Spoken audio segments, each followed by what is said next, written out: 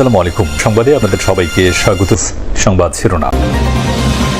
দালানে থাকাদের সমান সুযোগ পাবে নিম্ন আয়ের মানুষের সন্তানেরা। করাইলের দোয়া মাহফিলে তারেক রহমান বললেন, কথা দিলে কথা রাখে বিএনপি। কিভাবে দেশের উন্নয়ন করা যায়, কিভাবে বাংলাদেশের মানুষের বিপদে আপসে পাশে দাঁড়ানো যায়, মতন মানুষ যারা আছেন তারা যেন ভালোভাবে থাকতে পারেন।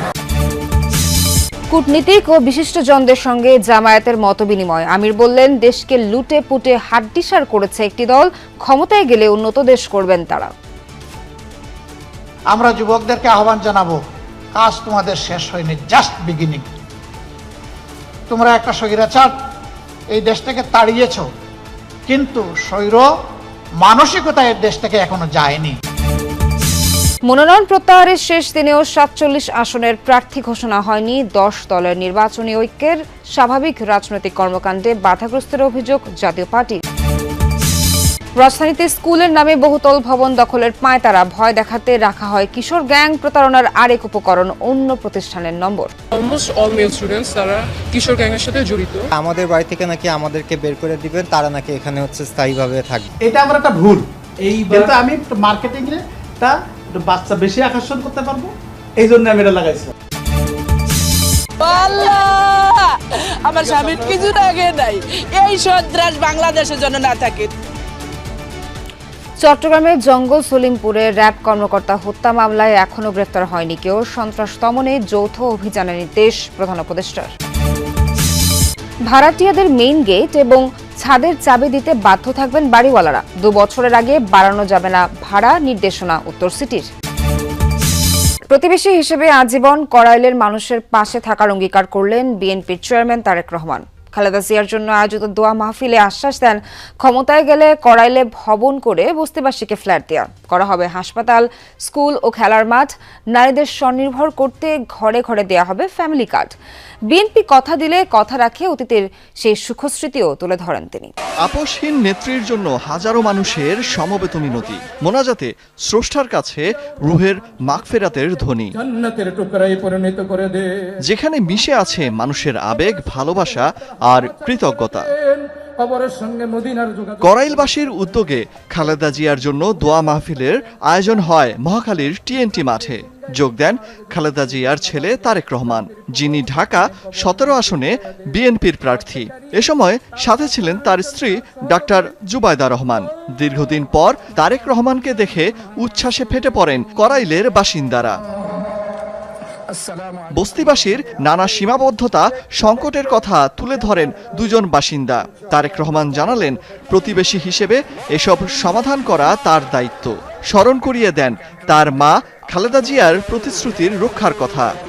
যেই মা বোনদের ফ্রি শিক্ষার ব্যবস্থা দেশনেত্রী খালেদা জিয়া করে দিয়ে গেছিলেন, এই মা বোনকে অর্থনৈতিকভাবে আমরা যাতে সচ্ছলভাবে গড়ে তুলতে চাই, সেই জন্য এইরকম একটি ফ্যামিলি কার্ড আপনাদের কাছে আল্লাহ যদি আমাদেরকে রহম করেন, তাহলেই আমরা একমাত্র আমাদের কাজে সফল হব। আচরণবিধি লঙ্ঘন হওয়ার আশঙ্কায় ধানের শীষের পক্ষে ভোট চাননি তারেক রহমান। তবে মানুষের দোয়া আর সৃষ্টিকর্তার অনুগ্রহে রাষ্ট্রের দায়িত্ব পেলে বস্তির আবাসন সংকট দূর করার প্রতিশ্রুতি দেন। গণতন্ত্র ও নাগরিক অধিকারের স্বার্থে আগামী নির্বাচন শতভাগ সুষ্ঠু ও নিরপেক্ষ হবে বলে প্রত্যাশা করেন জামায়াতের আমির ডক্টর শফিকুর রহমান। ঐক্যবদ্ধভাবে একটি সুন্দর বাংলাদেশ বিনির্মাণের প্রত্যাশাও করেন তিনি। রাজধানীতে জামায়াত আয়োজিত পলিসি সামিটে এসব কথা বলেন তিনি। ডক্টর শফিকুর রহমান বলেন, গত ১৭ বছরে জনগণের স্বার্থ সংশ্লিষ্ট সকল প্রতিষ্ঠান ধ্বংস করে ফ্যাসিবাদ কায়েম করা হয়েছিল। বাংলাদেশটাকে লুটে পুটে খেয়ে একদল হাড্ডিসার করে রেখে গেছে বলেও মন্তব্য করেন তিনি। ক্ষমতায় গেলে কোনো বৈধ সুবিধাও প্রয়োজন ছাড়া জামায়াতের নেতাকর্মীরা গ্রহণ করবে না বলে জানান জামায়াত আমির।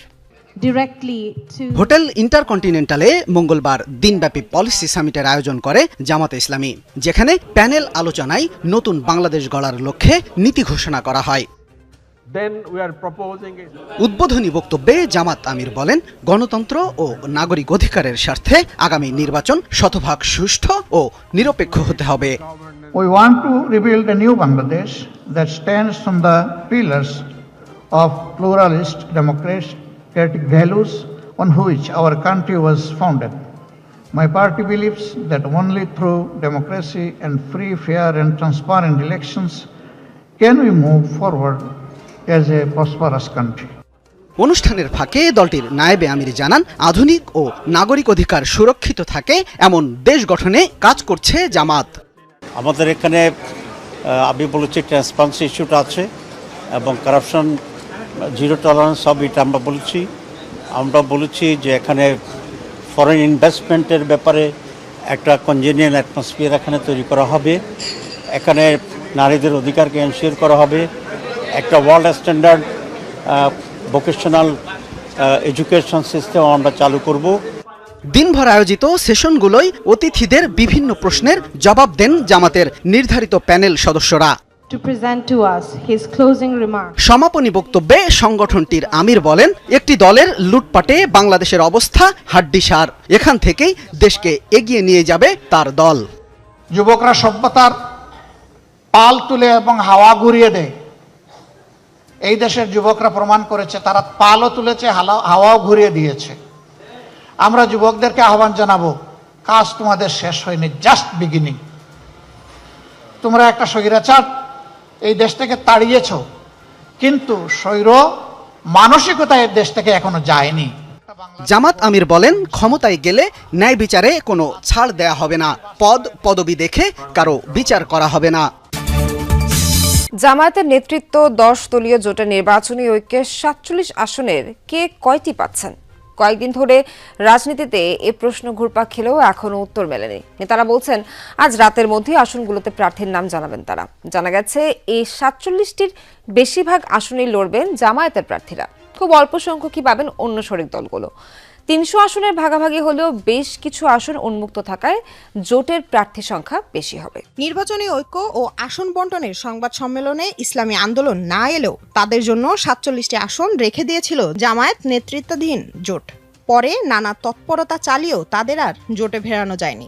11 দলের জোটে দল সংখ্যা কমে দাঁড়ায় 10-এ। কয়েকদিন ধরেই কথা হচ্ছে এই 47 আসন ভাগাভাগি নিয়ে। মনোনয়ন প্রত্যাহারের শেষ বিকেলে এসেও যা চূড়ান্ত হয়নি। শেষ পর্যন্ত যে কোনো সময় আসনগুলোতে জোটের প্রার্থীর নাম ঘোষণার কথা বলছে দলগুলো। প্রশ্ন হচ্ছে 47টির মধ্যে কয়টি পাচ্ছে দ্বিতীয় বৃহৎ শরিক এনসিপি? ইতোমধ্যে 30টি আসন পাওয়া দলটির নেতারা বলছেন কয়েক ঘন্টার মধ্যেই খোলাসা হবে সব। 10 দলীয় জোটের প্রার্থীর চূড়ান্ত ঘোষণাটা আজকে আসবে, আর 47টা যে আসন ফাঁকা ছিল সে আসনে কারা কোথায় ইলেকশন করবে সেই ঘোষণাটাও এর মধ্যে থাকবে। সারোয়ার তুষার জানান, এনসিপি 30টি আসনের মধ্যে 29টিতে জোটের হয়ে থাকছে শাপলাকলি, বাকি একটি থাকবে উন্মুক্ত। আমাদের এখনো পর্যন্ত 30টা আসনের কথাই আমি জানি, যেখানে 29টা আসনে আমরা এককভাবে নির্বাচন করব এবং একটা আসনে উন্মুক্ত থাকবে। জোটে থাকা অন্য শরিকদের মধ্যে বাংলাদেশ খেলাফত মজলিস 20, খেলাফত মজলিস 10, এলডিপি 7 এবং এবি পার্টি এরই মধ্যে পেয়েছে 3টি আসন। এছাড়া বিডিপি ও বাংলাদেশ নেজামী ইসলামী পার্টিকে দেয়া হয়েছে 2টি করে। রাজনৈতিক অঙ্গনে গুঞ্জন, নতুন 47টি আসনের বেশিরভাগই থাকবে জামায়াতে ইসলামী।